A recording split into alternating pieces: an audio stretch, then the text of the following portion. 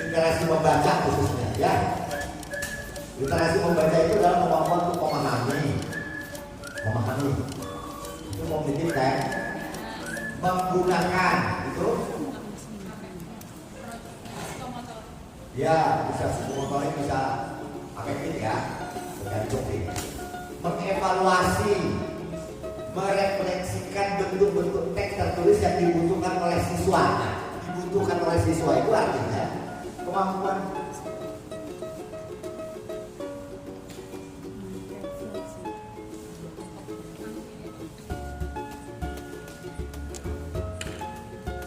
kenapa nggak terlihat di situ? Di sini ada.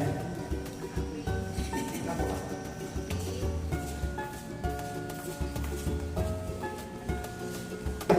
Yang perlu kita pahami bersama, jangan sampai memahami literasi itu hanya membaca gitu ya, tapi tidak. Dan jangan sampai memahami literasi itu hanya untuk bahasa, tidak. Tapi dia kemampuan yang memang benar-benar sangat dibutuhkan oleh semua orang sebenarnya ya Bu. Walaupun literasi itu tidak hanya terfokus pada membaca aja sebenarnya, ya kan? Ketika Ibu lewat rambu lalu lintas, lampu merah Ibu ngapain? Kalau hijau, kalau kuning, tegas. Ya, itu kan sebenarnya literasi juga. Kemampuan membaca ya, membaca simbol ya. Ketika ada P dicoret, Ibu naik mobil atau naik motor, Ibu ada P dicoret di pinggir jalan, Ibu berhenti meletakkan roda dari situ, boleh nggak? Tidak. Nah, itu kan literasi juga. Jadi literasi itu tidak terbatas pada membaca, tapi karena di dunia sekolah yang paling banyak itu adalah aktivitas membaca, maka saya khusus membicarakan literasi membaca. Oke? Nanti baru tesnya kita lihat. Oke, kita lanjut.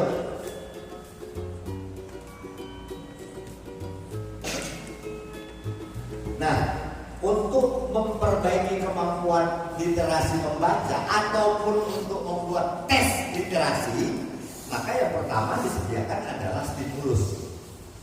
Step awal itu apa? Stimulus ya. Sediakan itu. Stimulus itu menumbuhkan kemampuan berpikir kritis. Jadi walaupun tadi saya bilang ini bagus soalnya gitu ya, tapi dia sebenarnya terlalu sederhana, tidak terlalu banyak mikir untuk jawab. Walaupun pertanyaannya tiba-tiba sebenarnya menggelitik anak-anak untuk berpikir. Paham Ibu?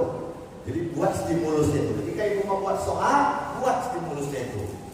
Pak, saya nggak pandai ngarang Pak. Itulah dulu suami saya jatuh cinta sama saya karena saya nggak pandai ngarang. Dia yang ngarangkan saya. Misalnya, kenapa? Ya kutip dari buku, nggak apa-apa. Ya, kutip aja dari buku. Kutip dari buku apapun, asal isinya bagus. Kemampuan, ada stimulus yang dibuat itu adalah stimulus yang mendorong kemampuan berpikir kritis. Bisa juga di sana nanti ada hal-hal kasus-kasus yang harus dipecahkan, diatasi, ya. Usahakan, jadi jangan teks itu sembarangan, jangan dirancang. Guru itu hebatnya di situ kan dia merancang, dia mendesain sendiri cara berpikir anak-anak. Walaupun tidak mesti desain dia diterima oleh semua anak, itu nggak mungkin. Ibu baca nggak? Ibu ikuti nggak? Video-video tentang kurikulum merdeka ini yang dikirim oleh Kemendikbud. Ibu baca kan? Bagaimana diajar wawancara dan segala macam itu. Walaupun ada kritik saya soal itu satu. Dia bilang teori konvergensi itu diciptakan oleh Ki Hajar, salah. Bahwa Ki Hajar menggunakan teori konvergensi juga. Ya, teori konvergensi itu diciptakan oleh Louis William Stern.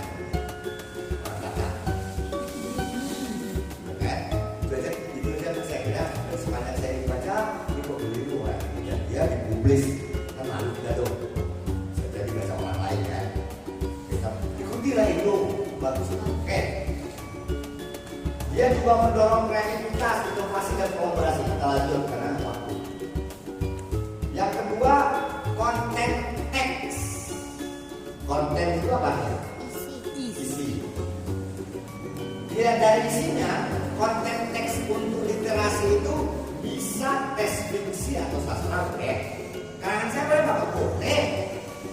Karangan suami saya Pak? Boleh. Mungkin ada yang belum nikah. Karangan tunangan saya boleh Pak? Boleh. Oh iya, betul. Oke, boleh. Sastra boleh, fiksi. Atau teks yang bersifat informasi. Berarti dia tidak fiksi ya. Nah, tadi malam saya nonton video Ki Hajar itu. Dia mengingatkan anak-anak jangan melepaskan dari dua, kodrat alam, kodrat zaman. Nah itu penting ya. Saya baca saya lama 2 kali saya tonton gitu. Oh iya. Saya pikir itulah dia antara lain penerapan dari tabula rasa, konvergensi, teori nativisme itu kan. Oke. Itu kan. Contoh ketika ibu membuat teks stimulus untuk soal, ingat kodrat alam murid ibu. Murid ibu tinggal di mana? Kan baru. Ya kan? Jangan ibu buat soalnya dari membuat soal suasana di desa karena dia bukan orang desa. Paham nggak? Itu kodrat alamnya seperti itu. Jadi kalau misalnya ibu membuat teks, mungkin bisa tentang kawasan yang ada di sekitar kota ini ya. Apakah tentang kemacetan lalu lintas yang diangkat karyanya itu? Pak saya mau belanja Pak ya untuk mall Pak. Kalau ibu mau belanja, misalnya itu kodrat alamnya ya. Jadi dekatkan dia dengan lingkungannya. Pak nanti dia tidak tahu desa. Nanti dia desa tahu loh. Sekarang dia kan sekolah nih. Sekolah. Dekatkan dia ke alam yang dia kenal dulu. Oke? Supaya dia lebih mudah memahaminya. Pak, itu namanya kodrat alamnya. Ada kodrat zaman. Kondisi sekarang. Kemajuan teknologi, keadaan sosial budaya, ya kan Bu? Sehingga soal-soal yang kita buat itu sesuai dengan zaman tanah itu. Jangan di desa kan orang-orang miskin semua. Dia tinggal di kota, dia nggak bisa membayangkan desa yang miskin. Paham? Oke? Itu syarat juga untuk membuat teks-teks seperti itu ya. Berikutnya ada 3 level kognitif AKM literasi. Pertama menemukan informasi kayak tadi. Ada soalnya di sini nih yang saya bacakan tadi. Berapa sisa telur yang tidak pecah? Itu kan informasinya dari teks ya. Itu contoh. Itu mungkin level yang tidak terlalu tinggi. Yang kedua, memahami informasi. Nah ini memahami dong. Memahami. Jadi bisa saja dia tersirat dalam teks itu. Ya Bu. Kalau saya begini gimana? Misalnya potongannya dulu. Pukul 5 sore Bapak tiba di rumah. Saya sedih dan kasihan lihat Bapak. Bajunya basah dulu. Bahkan celana yang dia pakai meneteskan air tiba pada kaki celananya. Bisa nggak ibu bayangkan walaupun teksnya itu? Pertanyaannya, kira-kira ibu buat ini pertanyaannya. Misalnya ya, apa yang menyebabkan Bapak tiba di rumah dalam kondisi basah kuyup? Bisa nggak? Bisa. Itu namanya memahami informasi. Paham Bu? Tidak ada dalam teks itu. Artinya tidak adanya tersirat dia. Paham? Nah itu tes cerdas seperti itu mesti dibuat. Paham Bu? Supaya anak itu cerdas berpikirnya. Pak boleh nggak saya bilang ini? Pukul berapa ayah tiba di rumah? Boleh, tapi itu baru tingkat pertama saja. Menemukan informasi saja. Maka dari situ ayah tiba di rumah pukul 6. Tapi tidak ada penjelasan mengapa ayah basah. Tapi kan secara normal bisa diprediksi ayah basah karena hujan di jalan. Ya, nah hal seperti itu loh. Pelan-pelan. Tidak akan mungkin lalu tahun ini jadi juara 1 membuat tes seluruh Indonesia. Wow. Nah nanti 6 bulan lagi kita ketemu lagi. Dan setelah kemampuan ibu perbaiki terus, nanti kita tingkatkan lagi. Pelan-pelan ibu. Sabar. Yang ketiga, mengevaluasi dan merefleksi. Nah,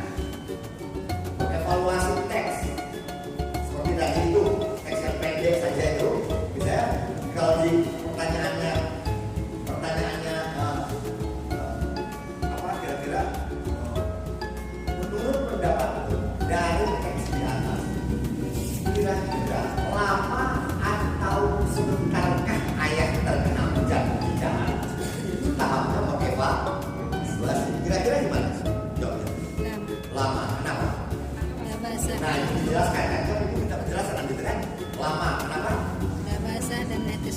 Iya, baju ayah, pakaian ayah asap, bahkan sampai celananya menetes-neteskan sisa air hujan. Itu kan evaluasi dia terhadap teks, sama sekali nggak ada di situ. Lalu, itulah yang didorong pelan-pelan supaya mereka berpikir. Ya. Oke. Ketiga, kemudian merefleksi. Apa itu refleksi? Apa itu merefleksi? Nah, menyimpulkan bisa apa lagi?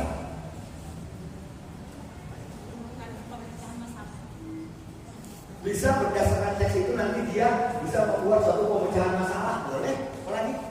Pendapat dia, pemahamannya. Bisa memberikan tanggapan pendapatnya tentang keseluruhan, oke? Keseluruhan teks itu bisa. Atau misalnya dia membuat teks yang berdasarkan teks itu. Paham Ibu?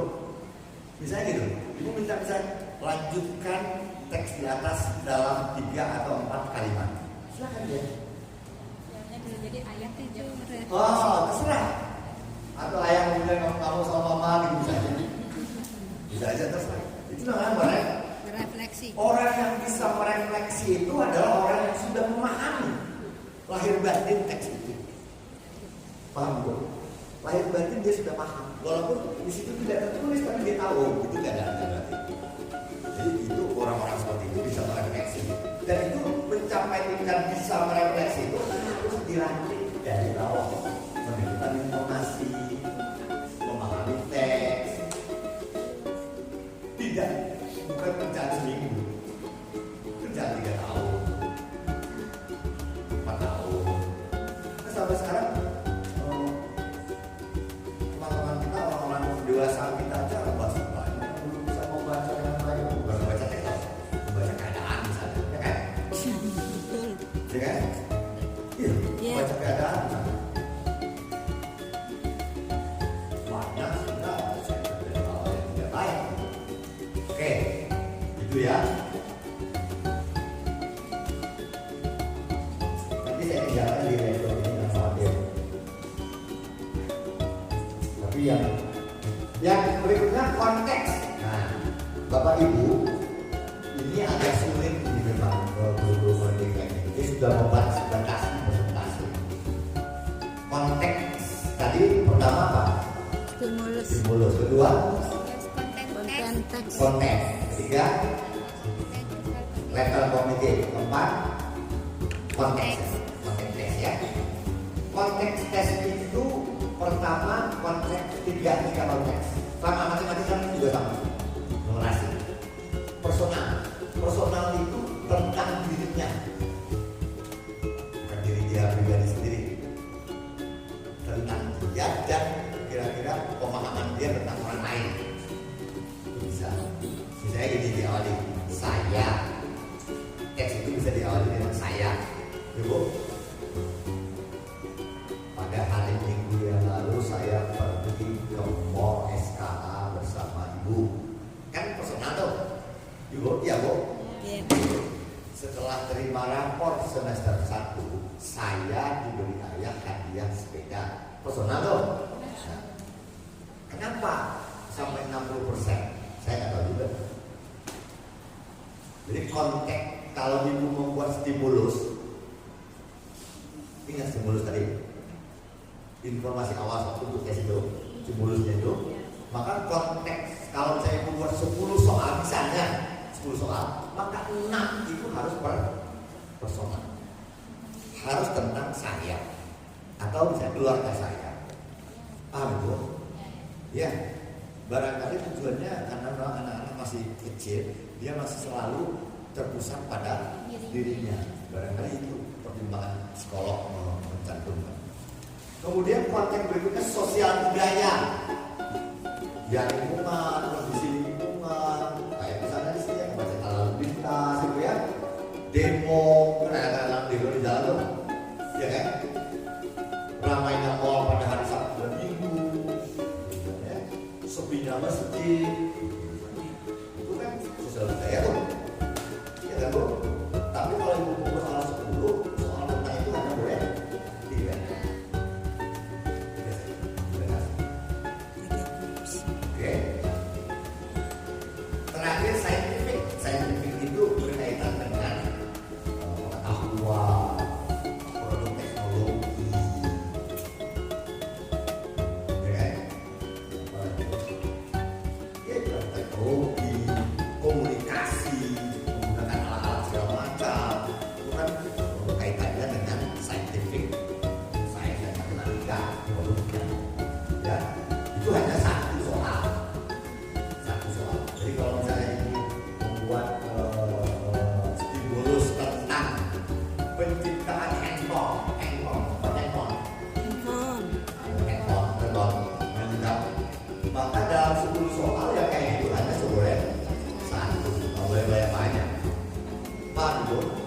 Ya itu dari segi konteksnya ya.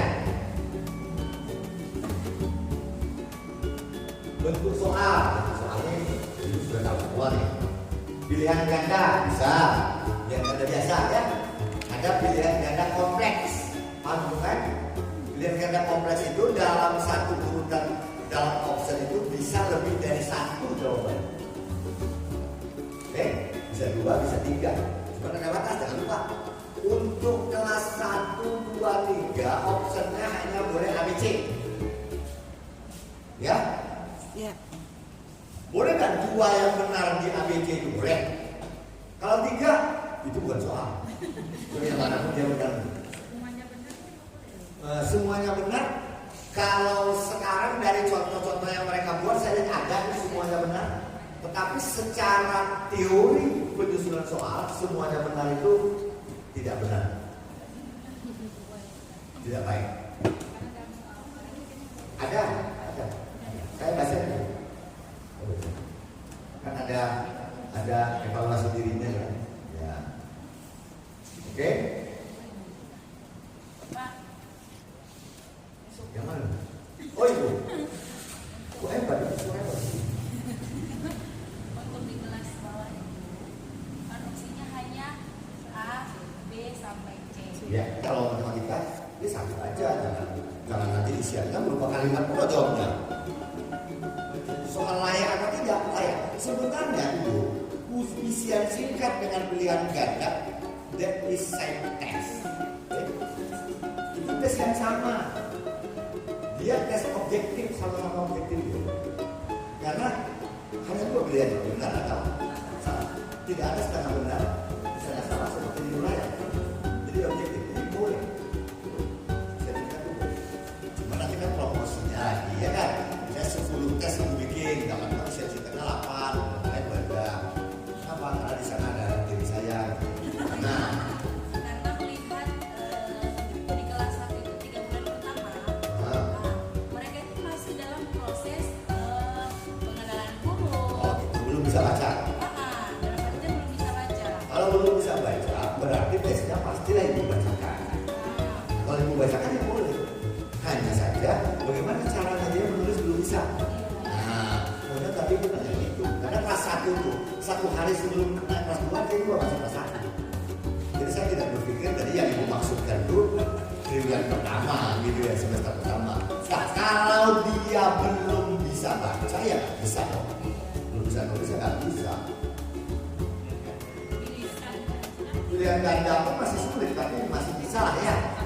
Bisa lah dia hilang itu. Asal dilatih dulu ya. Dilatih dulu. Buat dulu di papan A, B, C. Buat format kertas jawabannya kan. Dilatih. Boleh. Tapi isian singkat ya belum boleh loh. Belum bisa kalau dia belum bisa baca. Tadi kan tanya kelas 1. Kelas 1 itu kan bisa besok kan. Kelas sekarang kelas berapa? Oke ya. Oke. Pilihan ganda kompleks itu tadi yang saya bilang ya, bisa benar 1 atau 2 jawaban, bahkan bisa 3 kalau pilihannya optionnya minimal 5 ya, boleh dong. Tapi ada ketentuan, kalau pilihan ganda kompleks itu jawaban benarnya 2 lalu anak salah 1 ya tidak masalah. Tetap salah, nilainya 0. Kalau pilihan ganda kompleks itu jawaban yang benarnya ada 2, lalu anak benar 1, maka untuk soal itu dia dianggap salah. Kayaknya gitu deh. Dia tanya lagi sama saya. Jadi dia harus benar 2-2 loh Pak. Iya lah, orang dua bilang salah satu dia salah. Oh berarti kamu konsentrasi. Konsentrasi dengan yang lain. Oke, benar. Kalau jadi dia kalau 2 ya. Kalau pilihan benarnya ada 3, kalau dia benar 1 dia akan salah. Tapi kalau benar 2 dia akan benar. Paham? Oke juga kan? Jadi kalau ibu buat pilihan ganda ada 2 benar, buat juga yang 1 soal 3 benar ya kan? Itu pilihan ganda kompleks. Pak saya nggak mau buat itu, nggak apa-apa, nggak apa-apa. Itu kan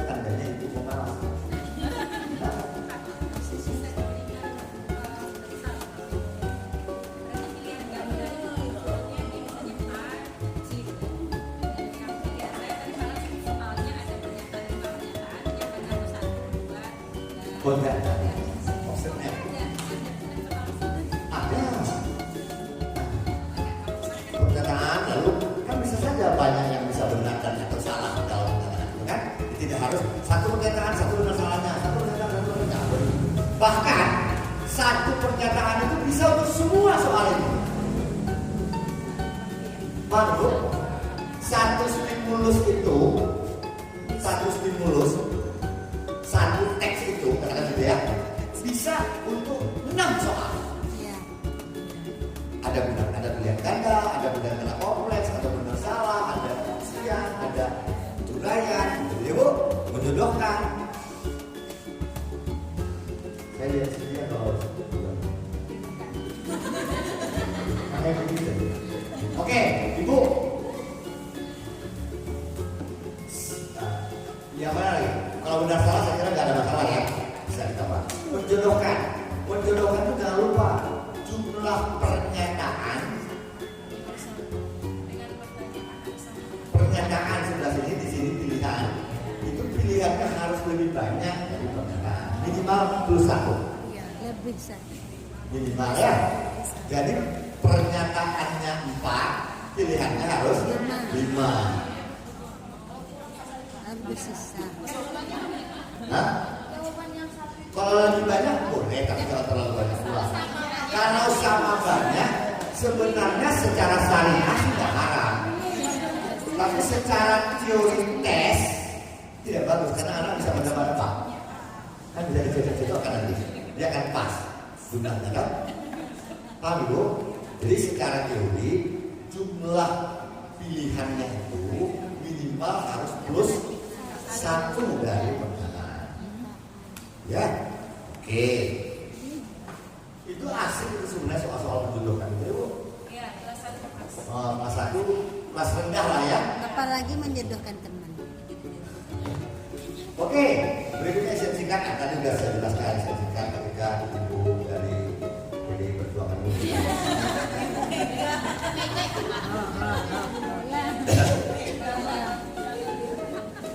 Oke, jangan lupa isian singkat itu sama kategori tesnya dengan pilihan ganda. Jadi tes ya.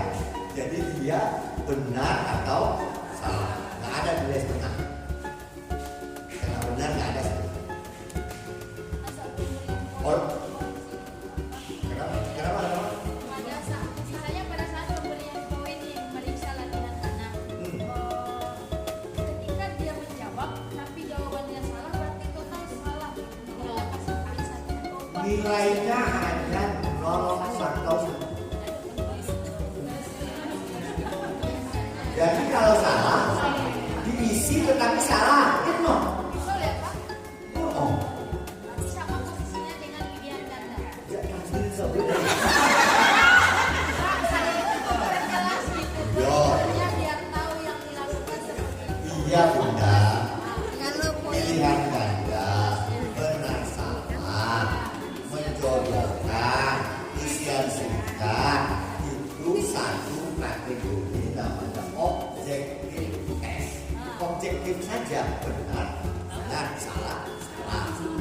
Beda dengan uraian. Uraian itu kategorinya subjektif test. Kalau saya buat begini soal, mengapa al-ulum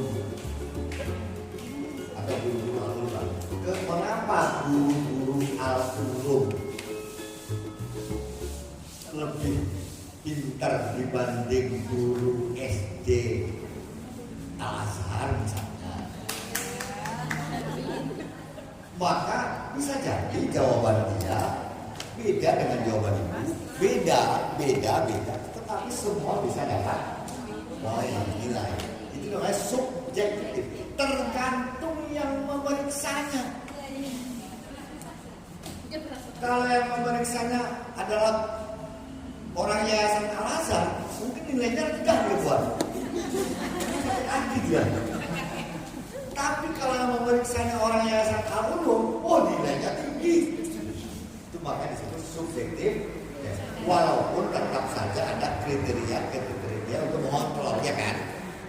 pertanyaannya sih, kalau berdasarkan teks itu kriteria untuk mengontrolnya ya isi teks, ya kan? Paham yang mengenai itu? Insyaallah. Karena waktu nih, saya takut. Ayo silakan. Masalah pembuatan soal pilihan ganda untuk memakai kata kecuali itu untuk kelas berapa harusnya kita boleh apakah dia di level rendah itu? Yang di bawah ini adalah kecuali. Saya tanya itu yang melanggar dan bukan tanya. Nah, ada orang buat itu kan? Ada. Mungkin dia bangun tidur waktu itu. Jadi sekali lagi jangan salah sangka ya, jangan salah paham. Bukan tidak boleh, tapi sebaiknya dihindari aja. Dia nanya yang enggak, pertanyaannya yang tidak. Sudah jelas. Ya Bu. Orang kalau membayangkan ada Aceh, Palembang, itu juga bayangkan kecuali. Tapi di tes-tes itu dari KPU itu saya harus bayangkan. Masih banyak. Padahal kecuali paling gampang orang menebaknya. Semua benar. Numerasi. Jam berapa saya nggak lihat jam berapa? 8 menit lagi. Sampai jam 12. Saya dikasih waktu 12.15 boleh. Oh ya. Mudah-mudahan sampai. Numerasi kemampuan yang dimiliki oleh seorang untuk menggunakan pengetahuan matematika yang dimilikinya menjelaskan kejadian, memecahkan masalah, mengambil keputusan dalam kehidupan sehari. Itu oke lah, kita lanjut aja udah.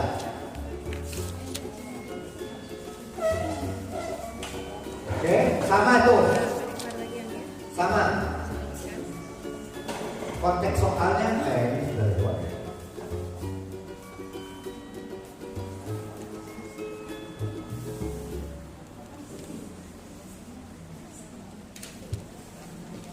Oke, belum kan kemampuan berpikir, memecahkan masalah. Oh ini kembali ke sini.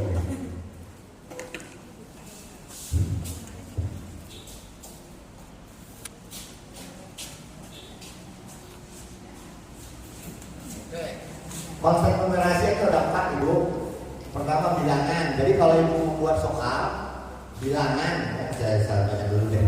Bilangan, geometri dan pengukuran, aljabar, data dan ketidakpastian itu gampang. Misalnya statistik sederhana, ya kan? Data, rata-rata, min, median, modus, itu kan masuk kategori yang keempat itu ya. Data dan ketidakpastian. Bilangan kelas 1 itu bilangan ada ya Bu? Ya pasti. Sampai kelas 6 sampai SMA kan ada bilangan. Geometri dan pengukuran, aljabar, nah ini di kelas 6 misalnya. Ketika Ibu membuat soal 40 soal, maka itu mengenai bilangan harus 4 soal. Ya, geometri 2 atau 3 soal, aljabar 1. Aljabarnya yang sesuai dengan yang ada di kurikulum dong. Ya kan Bu? Terus data dan ketidakpastiannya 2 atau 3. Jadi kalau misalnya geometrinya 2, berarti data dan ketidakpastiannya 3. Kalau aljabarnya 3, data kalau geometrinya 3, data dan ketidakpastian 2. Itu maksudnya ya. Jangan buat 2,5 soalnya. Tenang aja soalnya. Oke, itu pembagian materinya. Jadi anak-anak kita di SD ini masih lebih ditekankan tentang bilangan. Karena itu soal-soalnya lebih banyak soalnya. Artinya apa? Perkalian, pembagian, penjumlahan, pengurangan, operasi itu deh. Operasi itu, pecahan, bilangan bulat, bilangan kaca, dan apa lagi? Dan 5, misalnya ya, bilangan pangkat 2, bilangan pangkat 3, akar pangkat 2, itu kan nyambut bilangan tuh. Itu masuk porsinya paling banyak. Ya, paling banyak. Bahkan jauh lebih banyak daripada aljabar, misalnya soal-soal yang berkaitan dengan persamaan sederhana. Terus 3 level kognitif AKM numerasi. 1 tuh 3 knowing, pengetahuan, applying, penerapan, reasoning, penalaran. Jadi pas masih bisa sih bertanya soal pengetahuan matematika 30%. Misalnya apa? Pengetahuan tak rumus. Artinya ibu masih bisa bertanya berapa luasnya, berapa kelilingnya, kan gitu kan? Kan pengetahuan dong. Asal dia tahu rumus, insya Allah tidak ada godaan setan, dia betulan bisa jawab. Dia rumus tahu, luas itu misalnya kalau trapesium luasnya apa?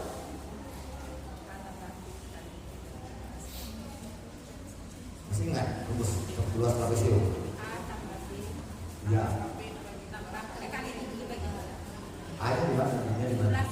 Oh itu. Iya. Ada di duri, ada di pekan, itu kan jumlah sisi saja. Kali dan dua, misalnya masih boleh dong misalnya, ya?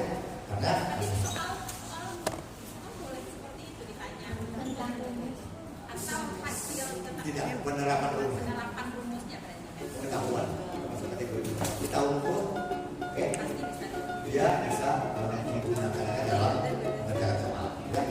Jangan tanda rumusnya. Oke, masih boleh.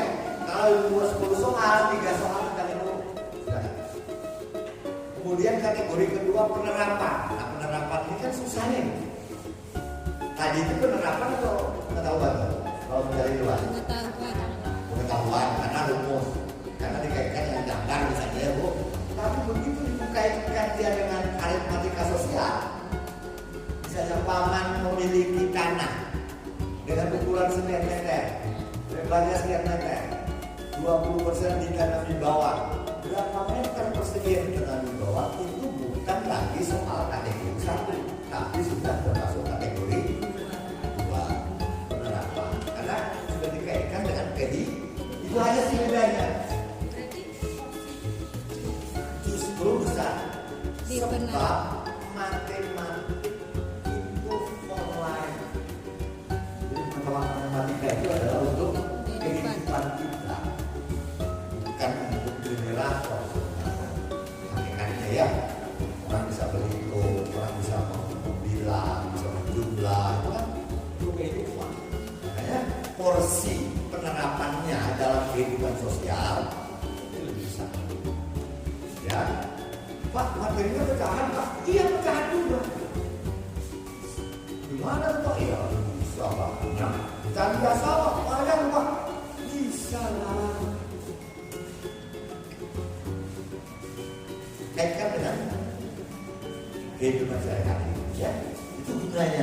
Jadi anak-anak SD sampai SMA itu belajar matematika bukan matematik matematik bukan. SD, SMP itu matematik for life, untuk kehidupan. Oke, yang terakhir itu penalaran. Nih, penalaran gimana membuatnya soalnya? Bisa untuk semua bisa. Contoh yang paling sederhana di kelas 1, 2, urutan bilangan yang dikosongkan atau pecah kan penalaran sebenarnya. Apa ya Bu? Saya 2, 4, titik, 12 saya punya kan penalaran maksudnya ini berapa lagi, penalaran dalam bentuk paling sederhana. Misalnya gini, di kelas 5 sebuah persegi panjang kelilingnya 60 meter, lebarnya 12 meter. Berapa meter persegi luasnya? Penalaran. Karena dia harus bernalar dulu mencari panjang. Iya, itu model penalaran soal dalam geometri sederhana. Atau soal-soal yang lain Pak. Nah, model penalaran. Misalnya kita begini. Ini harus soal. Nanti ada soalnya Pak. Oke Bu, kita terpaksa ada 3 karena waktunya. Konteksnya sama dari itu, sama dengan bahasa Indonesia. Konteksnya personal, konteks sosial budaya, konteks sains. Ya, tak ada bedanya. Jadi tentang aku dan keluarga, aku dan teman-temanku itu 60%. Konteks sosial budaya 30%. Penduduk di desa A, penduduk buat berjenis kelamin perempuan di desa A 64%. Kan sosial budaya kan? Sisanya akhir-akhir. Dan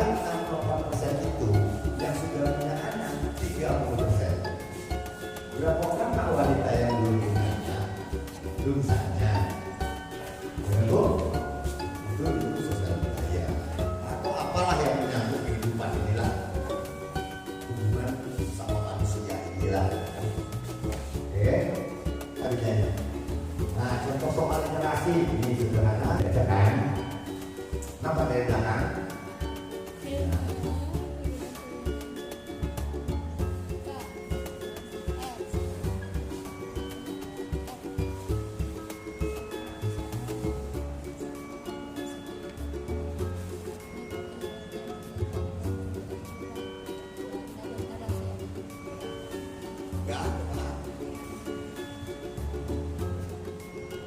Contoh soal literasi, tes yang saya buat agak banyak.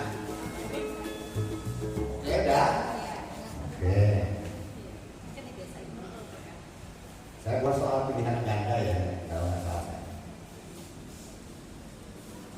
Ini ganda kompleks ya. Oke, pernyataan yang sesuai berdasarkan teks di atas adalah A, B, C, D. Yang mana aja yang benar dulu?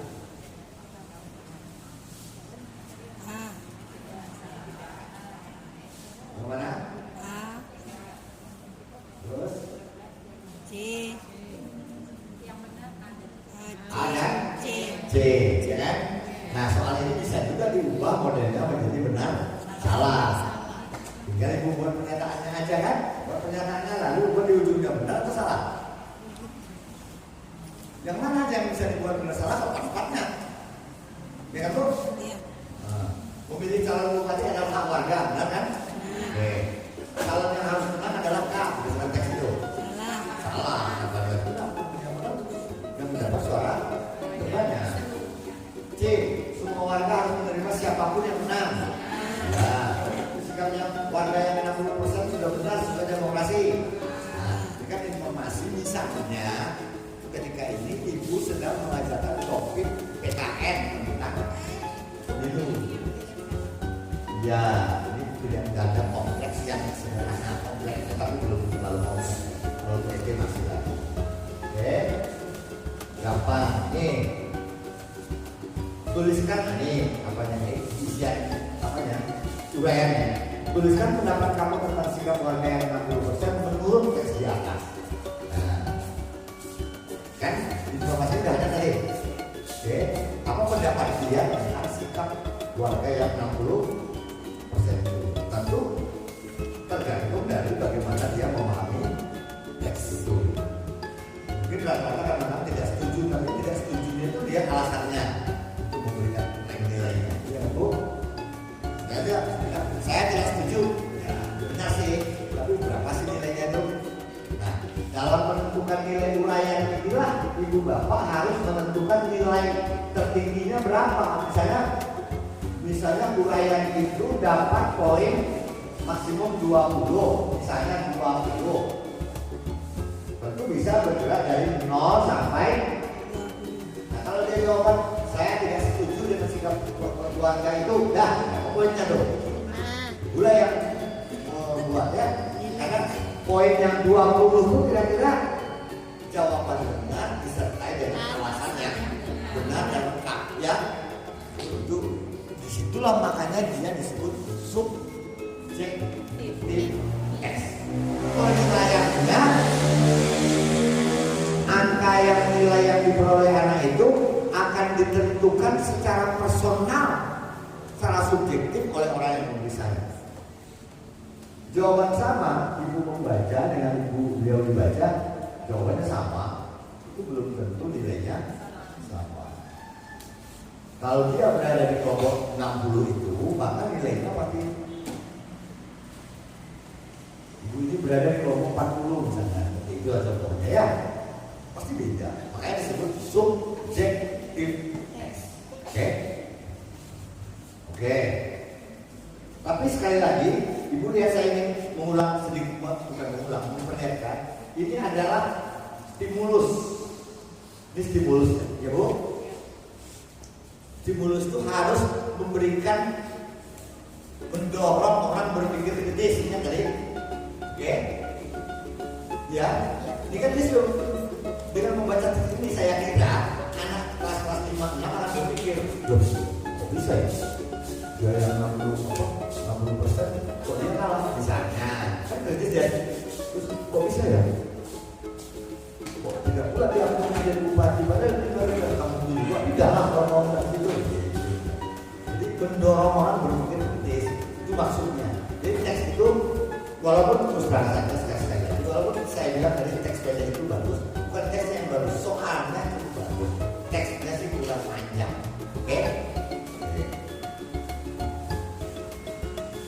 Terakhir.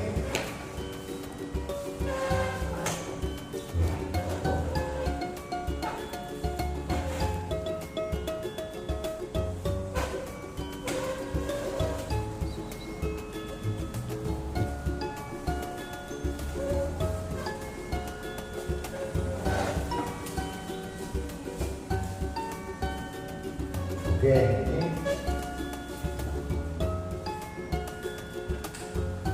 kelas berapa kira-kira itu?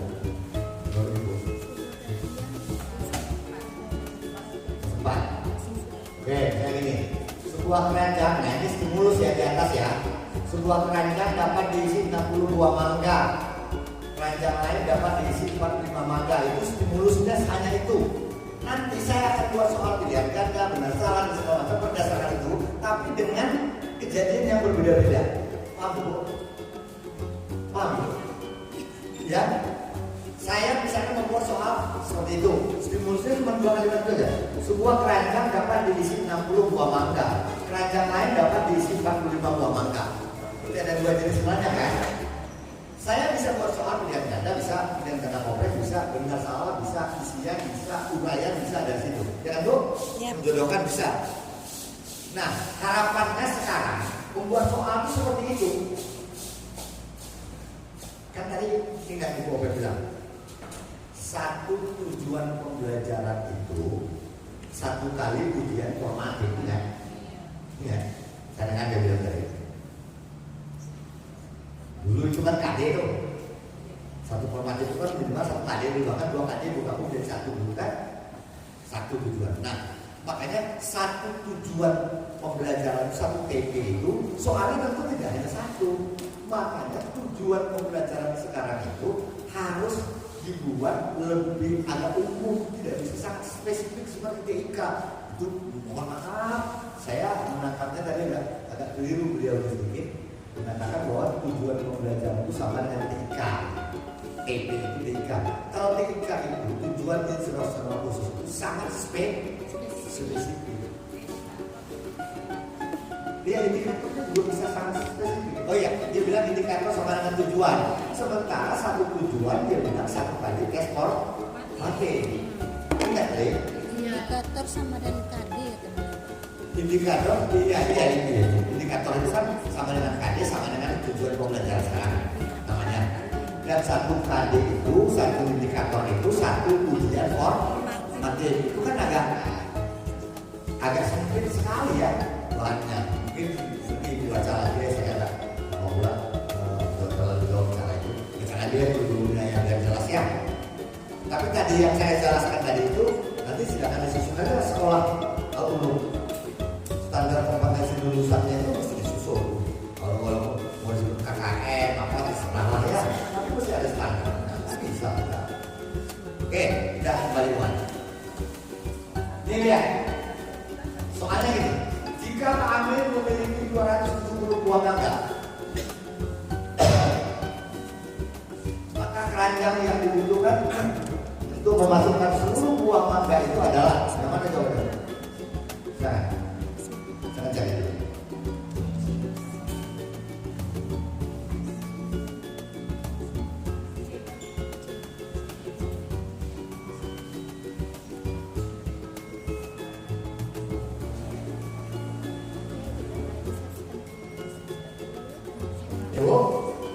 Ya kan?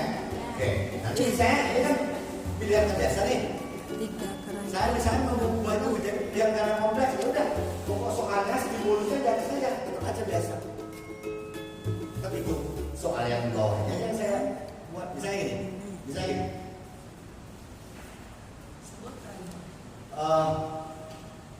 Sebuah truk kecil misalnya, atau benar salah misalnya. Sebuah truk kecil mengangkut 12 keranjang besar dan 9 keranjang kecil. Jumlah mangga yang diangkut truk kecil itu adalah sekian biji, benar atau salah? Kan bisa? Bisa? Saya mau buat untuk isian singkat. Bisa ya? Oke. Pak Budi memiliki 4 keranjang besar mangga dan 2 keranjang kecil mangga. Sudah terjual 60%. Bisa ada berapa yang terjual, berapa sisa, bisa kan? Bisa kan Bu? Jadi stimulusnya ini, yang atas ini tetap aja. Silakan ubah soalnya menjadi beberapa soal. Ada pilihan ganda, ada masalah, ada kompleks, ada developer dan seterusnya. Silakan.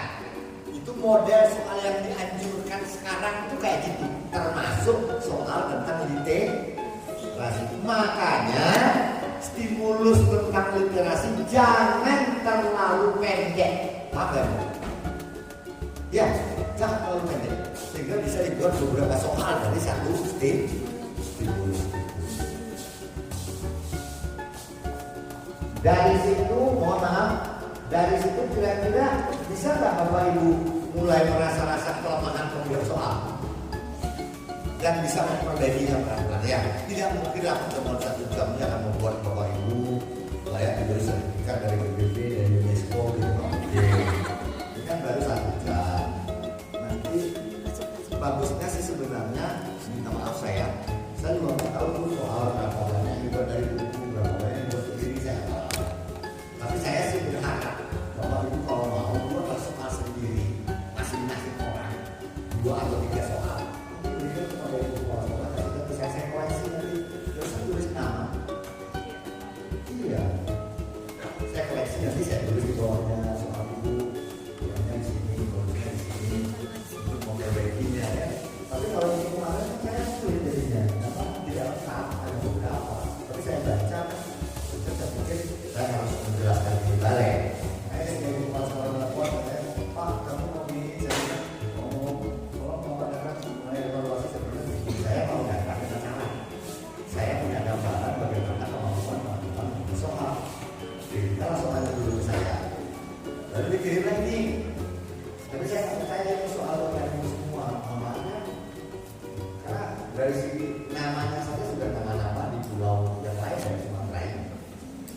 Saya bisa mendeteksi soal dia. Jadi oke lah, besok-besok kalau mau, ini namanya pekerjaan aku aja nih.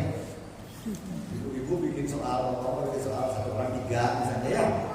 Tapi dari satu stimulus ya, boleh soal literasi aja dulu boleh. Satu stimulus lalu 2 soal 3. Dikumpulkan kasih ke saya, nanti saya koleksi pelan-pelan, nanti saya kembalikan. Tidak akan saya buat sini soal jelek, sama orangnya, orang aku nggak tahu, ya kan? Kan kalau nggak mau, alhamdulillah. Oke, ada pertanyaan? Kan dia dari kodrat alamnya yang dia pahami, gitu loh Bu. Bukan boleh ya. Boleh, tapi ya itu dia. Kalau saya bawa dia ke zaman rumusan Jepang ceritanya boleh. Iya boleh, bukan tidak boleh. Silakan. Cuman usahakanlah kalau teks buatan ibu sesuai. Karena itu ada di buku misalnya saya. Silakan. Tapi kalau teks buatan ibu usahakanlah konteks alam dan konteks zamannya. Oke. Terima kasih saya kira Bu. Saya tahu tidak menambah apa-apa tapi tidak apa-apa. Mudah-mudahan nanti pertemuan lagi mungkin ya 3-2 tahun lagi gitu.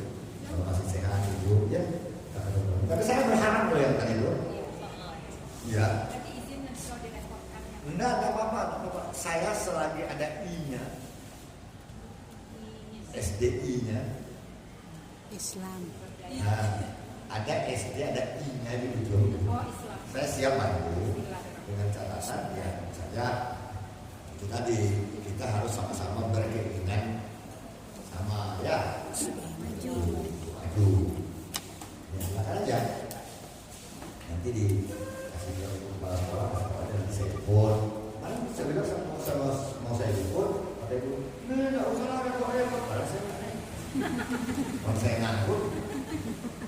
Paling kan saya kemarin ke Duri karena kebetulan dinas dengan Bengkalis belum ketemu ya saya ke Duri 2 hari Senin Selasa kan kita lagi merancang bagaimana sih membentuk karakter religius anak-anak SMP di Bengkalis, apa yang harus kita lakukan itu yang sudah kemarin dan sudah ada 75% lah sepakat rugi yang kita lakukan.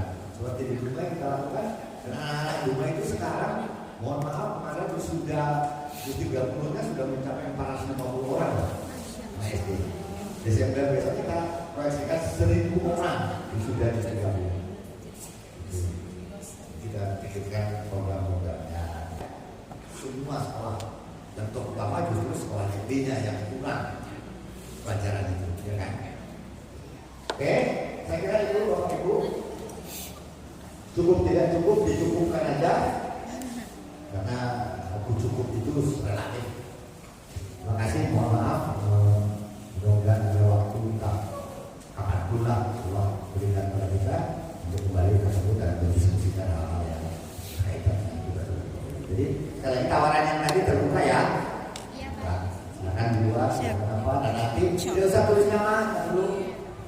Nanti saya buat catatan, tapi jangan hari diserahkan bisa minta lagi.